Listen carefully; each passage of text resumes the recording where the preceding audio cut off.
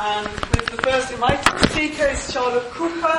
Her talk is titled Nothing About Us Without Us, Fat People and Research Justice, followed by two shorter talks by Catherine Jan and Sean Carson. Hand over to Charlotte now. Hi. Thank you. Thank you, Irmgard. Okay, how do I get rid of this? Like that.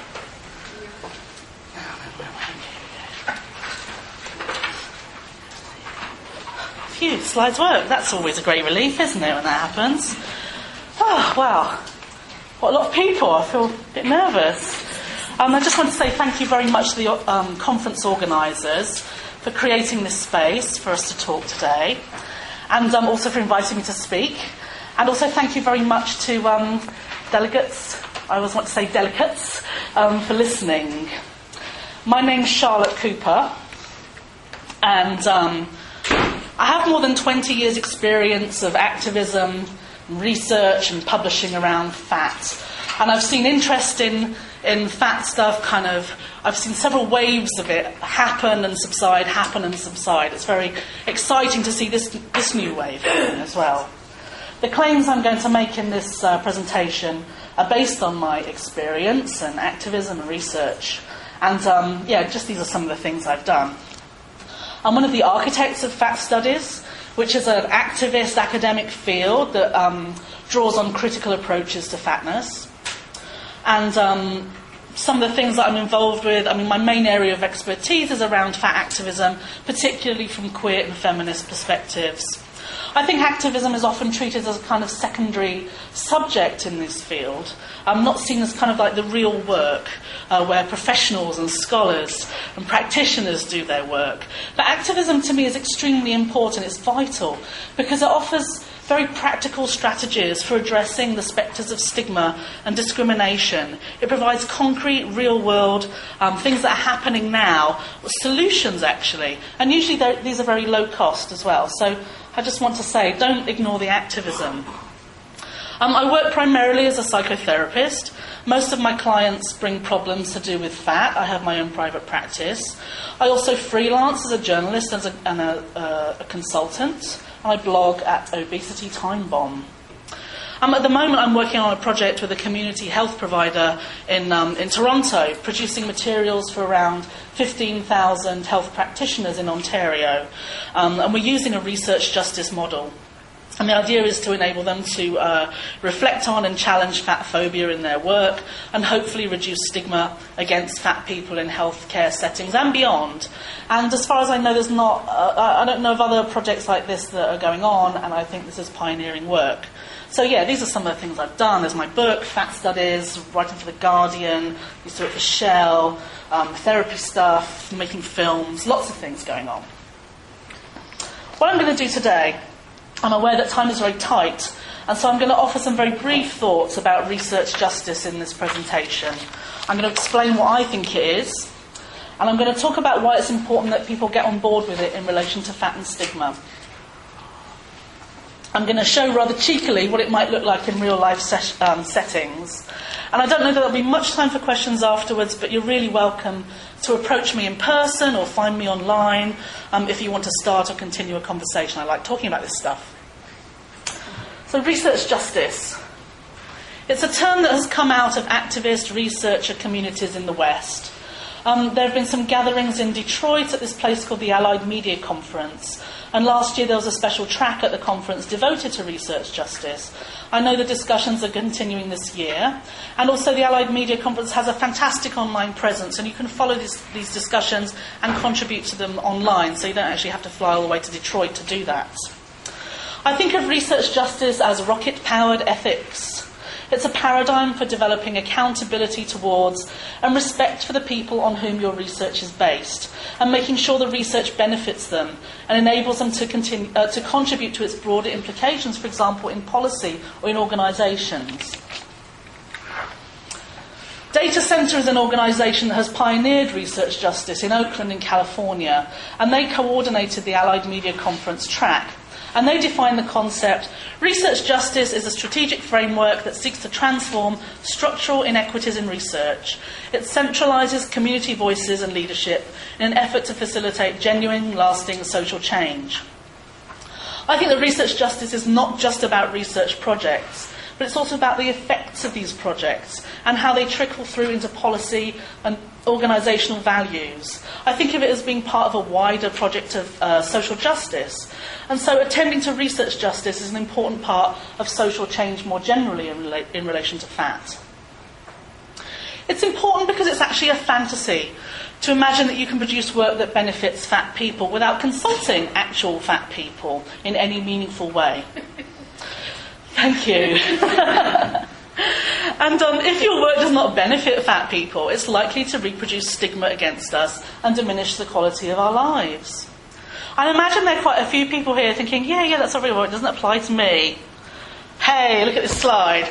To this I'd like to say that I can count on the fingers of one hand, my hand, the number of research projects around fat that consult with actual fat people in a meaningful way.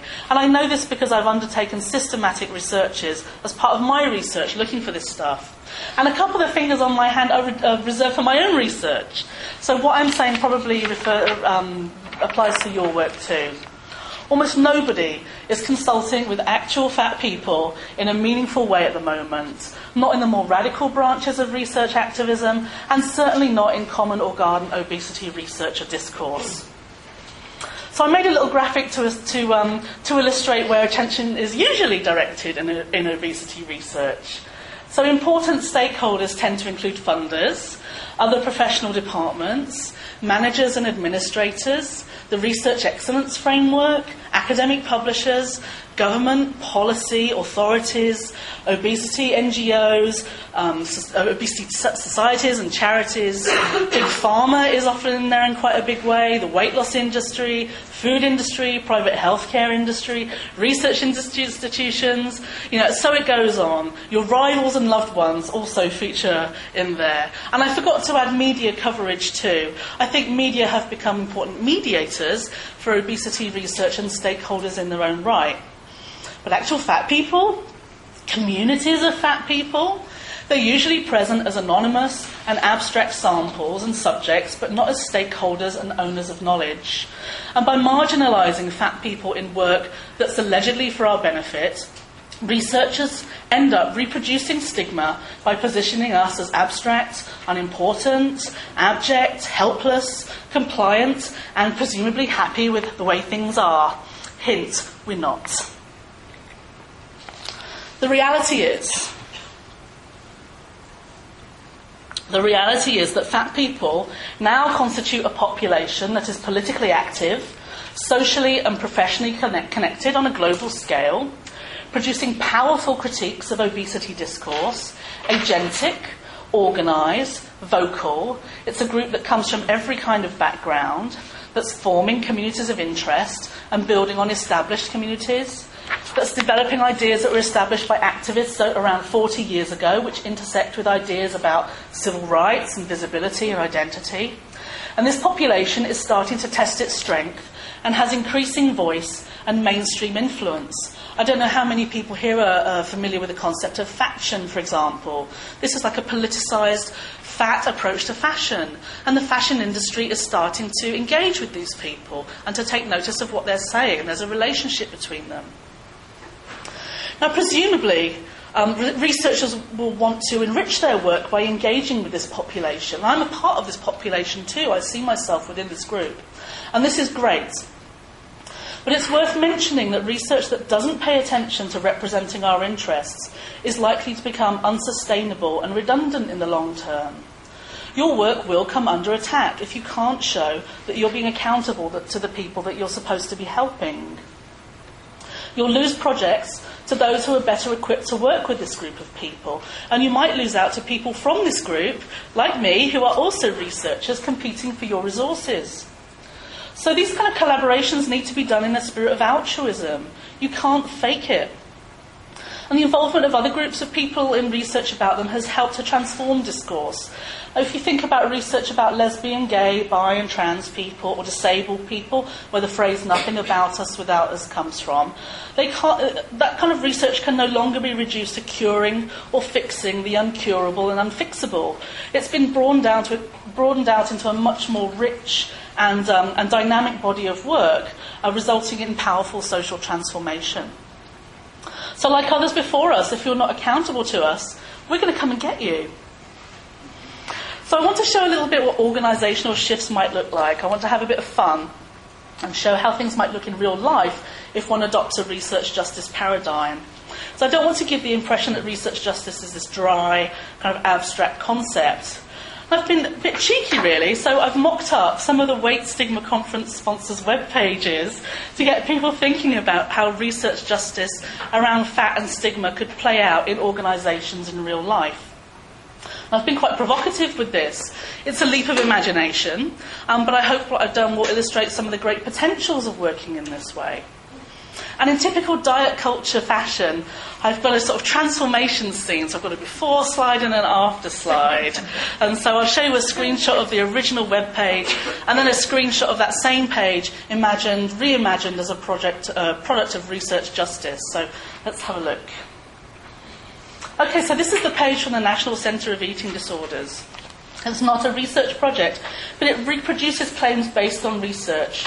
And altering the research paradigm would change the kind of information the organisation was making available to its users. I mean, the first thing that really leaps out at me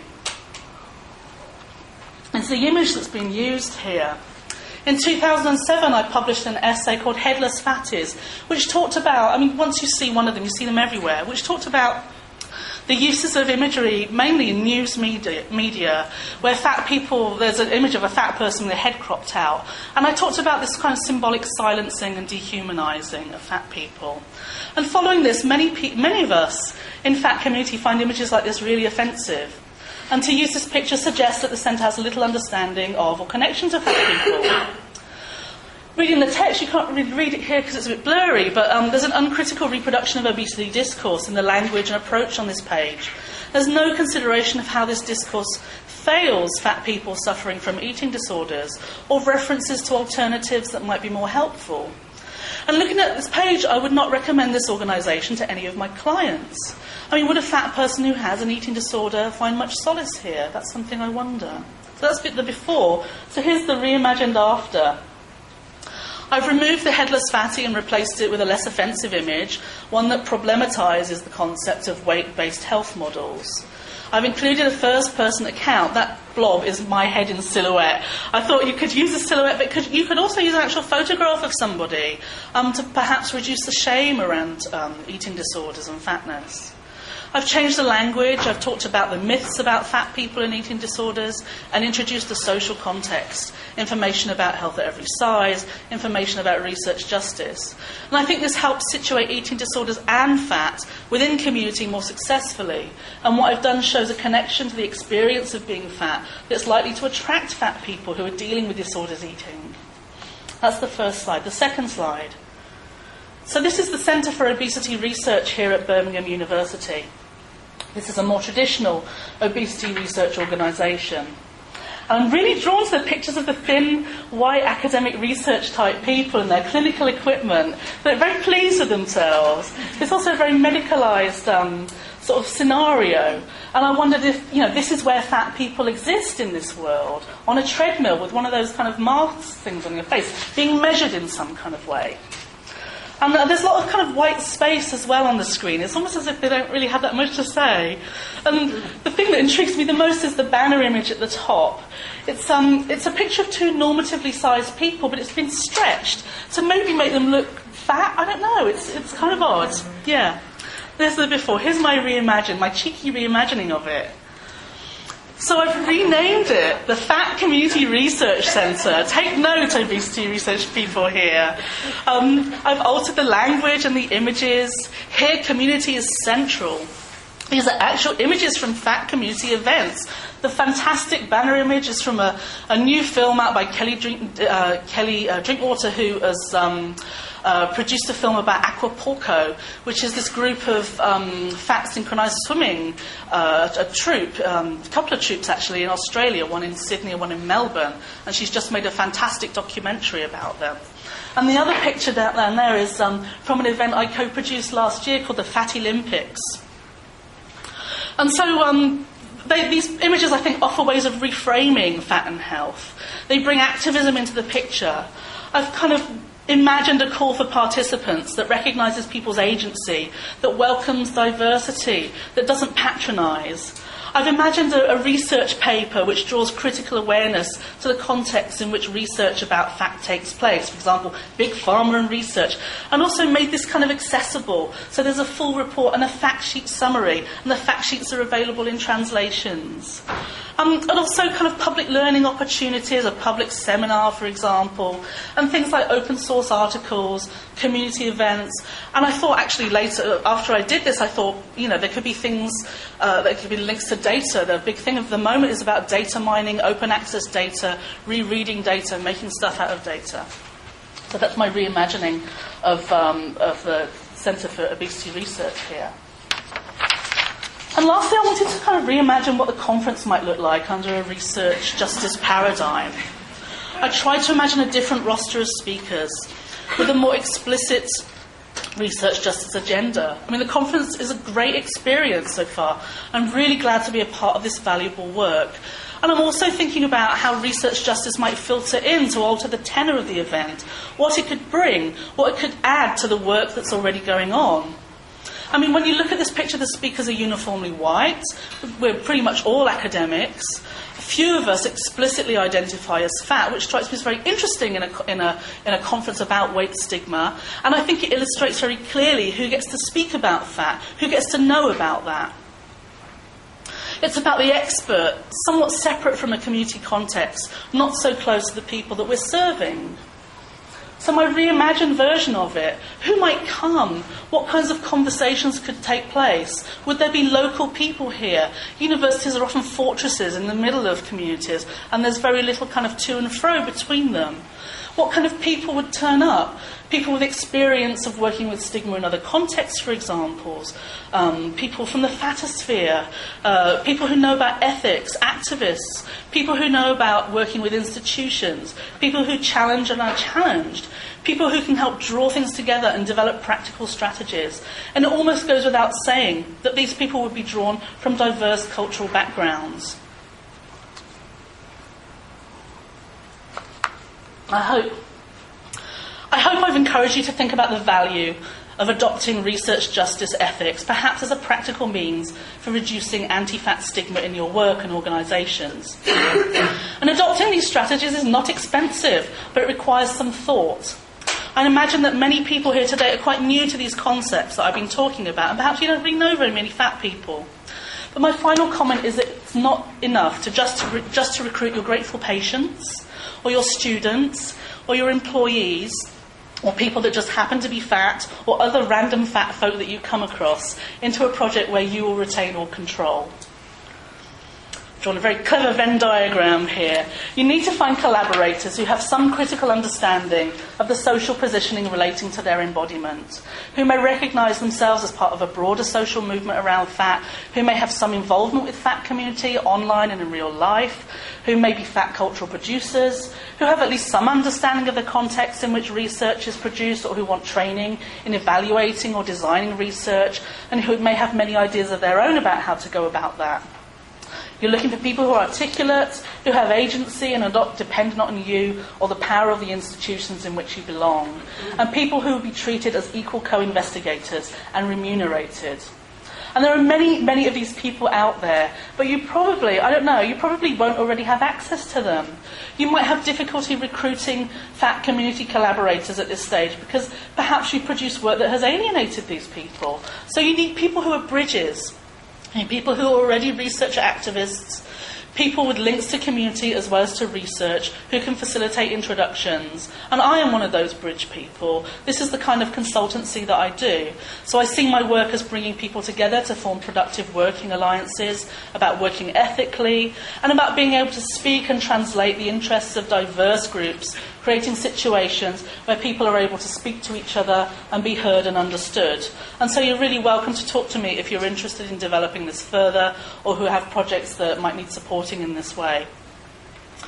Okay, so it's basically time to wrap it up. Thank you, Irmgard. I see that. Look, I'm on time. I can't believe it.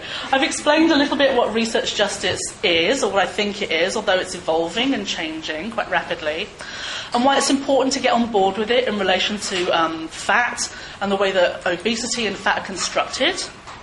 And it's about changing the landscape. It's about social change and helping the subjects on which research is based by putting them at the centre of the work. The too long didn't read version is you have to include fat people in work about stigma. So I've shown what work based on research justice in relation to fat and stigma might look like and how people might get started on that. And I just want to say thank you very much again for listening, and come and have a chat with me in the break or find me online. And that's pretty much all I'm going to say.